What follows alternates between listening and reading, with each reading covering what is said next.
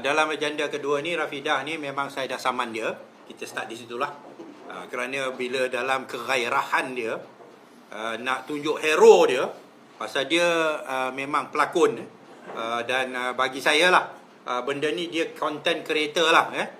Dia samalah macam kisah malangnya, kisah arwah Zara yang mati. Lepas tu content creator kata masuk dalam washing machine, dan sebagainya. Semua dia cerita nak jadi sensasi. So bagi saya Rafidah ni sama je, content creator. Akhirnya dalam dia punya kegairahan, dia kata Khalid Samad nak hapuskan tanah reserve Melayu, Kampung Baru. Aku kata mana dia dapat ni? Sedangkan kalau kita bangunkan Kampung Baru ikut yang cara yang kita nak buat, plot ratio 1:10 dulu, kita akan tambah geran petak yang milik Melayu 10 kali ganda. Daripada 500 geran akan hasil 5,000 geran. Kalau di kawasan emas, semua untuk Melayu. Tapi dia boleh kata saya nak hapuskan tanah reserve Melayu. So saya saman dia.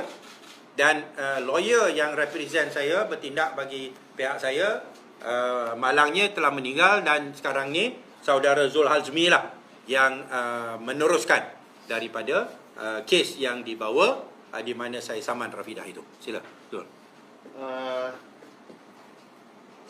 Seperti yang kita sebut dalam PC sebelum ni, kita sudah dapat perintah untuk penyampaian ganti disebabkan kita nak serah ke diri dia tak nak terima. Jadi serahan ganti pun melalui surat khabar, melalui tampalan notis di mahkamah dan tampalan notis di alamat-alamat kediaman dia telah kita lakukan.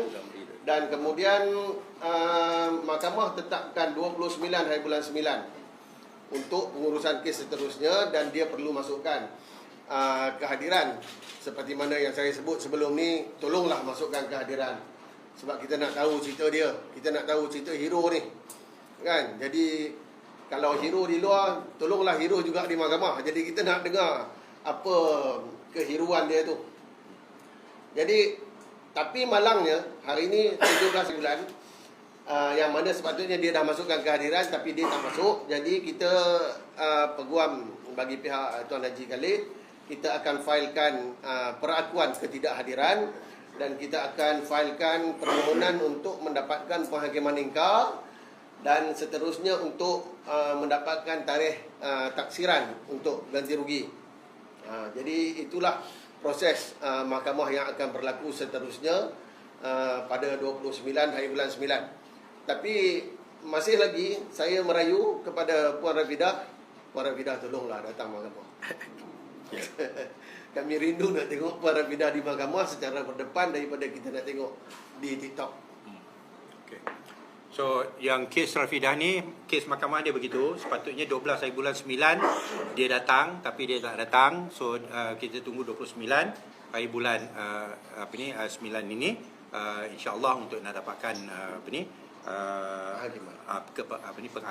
penghakiman.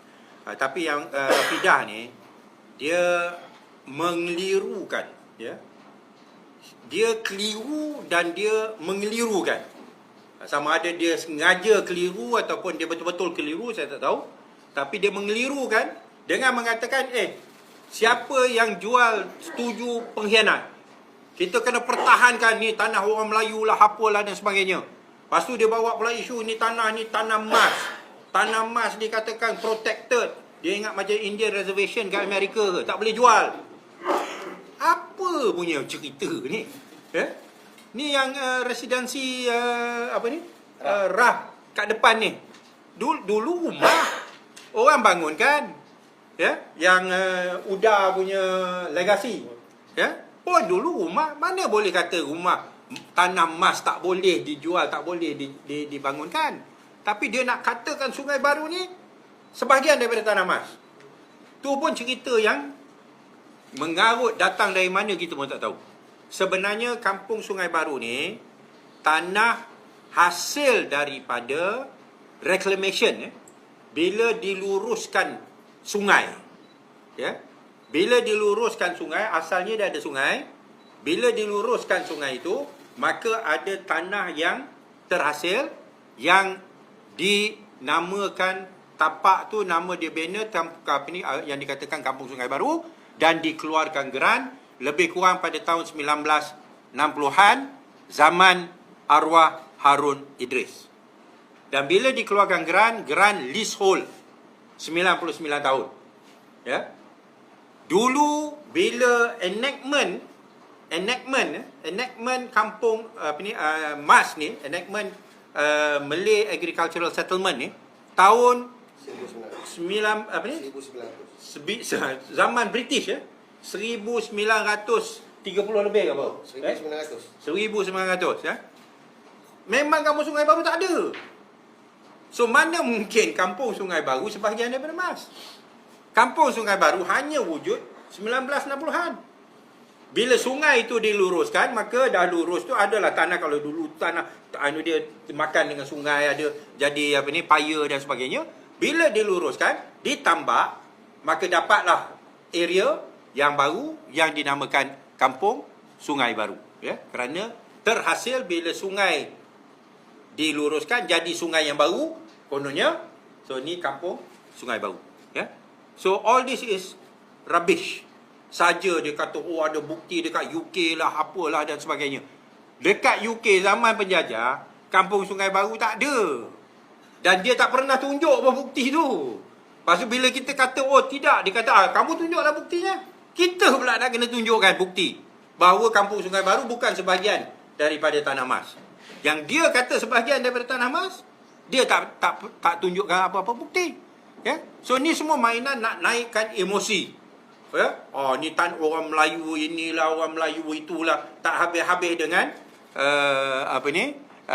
dondang sayang, sedih merana orang Melayu ni, ya, yang dihina, yang diseksa, yang dizalimi dan sebagainya, sedangkan tak ada kena-mengena dengan dia pun. Ya?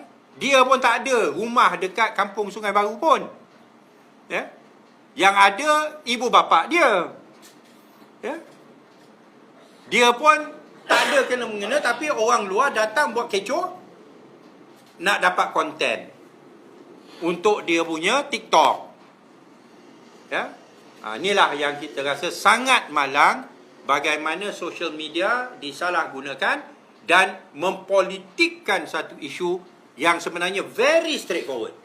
Penduduk sendiri nak jual, penduduk sendiri nak bangunkan.